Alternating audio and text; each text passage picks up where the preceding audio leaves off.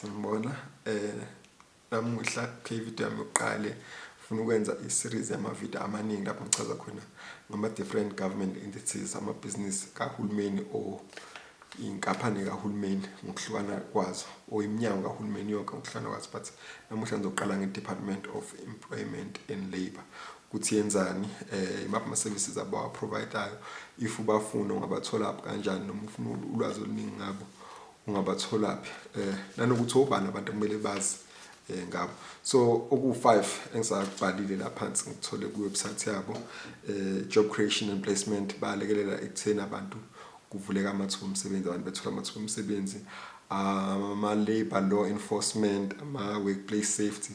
So balekelela futhi ekutheni ukuthi abaqashi bethu bekwazi ukufollowisha imithetho yabasebenzi ukuthi abasebenzi bengaxhaphazeki ngendlela izinto ezifana no-health and safety standards, ukuthi kubona ama-construction abantu bebesebenza bagqoka omakalabha. So into ekanjani nokuthi uma usebenza leseyoqashela ukuthi uyabhenda ungayitholi sebengibisa umgodi, yabo. So imithetho kanjani, imithetho kahulumeni esukilekelela lapho, njengokuthi kube khona izinto ezinjengo-minimum wage, ukusho ukuthi uma umsebenzi South Africa kunemali ukuthi umuntu omsebenzi South Africa akaholi ngaphansi kwemali ethile, yabo. Then kube khona i-unemployment insurance fund, i-UIF, lena abantu abaningi abafuna ukuyenza. So after le ngizokwenza ivideo echaza abanzi ngayo. So yona siyazi ukuthi isikhathi esiningi leli abantu uma ukuthi uphelelwe umsebenzi kumele uye khona apply online, ungaze uye khona ulentuzana, but uye kuleyo department yabo, lo umnyango lo we-UIF or under u-Department of Labour or under u-Department of Employment and Labour, kuze uzothola uxhaso okulekelelwa ukuthi awuzentuzana uphelelwe umsebenzi. So izinto abazenzayo bona i-unemployment benefits, i-maternity benefits. So lokho ngisanda kuza ukuthi ngizwe ngikhuleka ukuthi kwezinye inkampani abantu if ukuyi-maternity leave as umuntu wesifazane azikukhokheli imali egcwele. So uyakwazi ukuya kwa-UIF ukuthi ubatshele yazi umholo wami usunciphile, sengihola u-70% or sengihola u-50%, ngicela ningilekelele.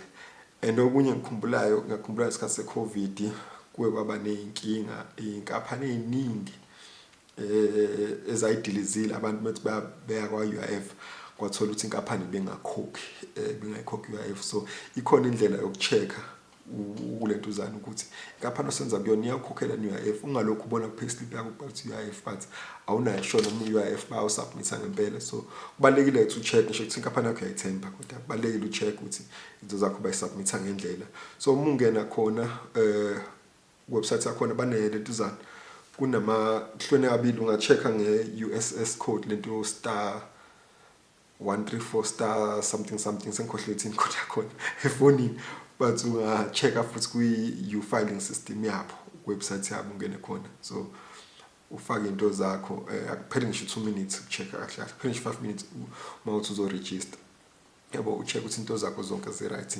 And then kube yilentuzana compensation fund. So u-Department of Employment and Labour bayasiza futhi lapho ukuthi lese umuntu ulimala emsebenzini or isinxephezelo, ibona balekelela ngeinxephezelo, uyakubona. But-ke ngisazokwenza ivideo ama-video ahlukene enza nga-1 konke lokho sekubalile, natshengisa ukuthi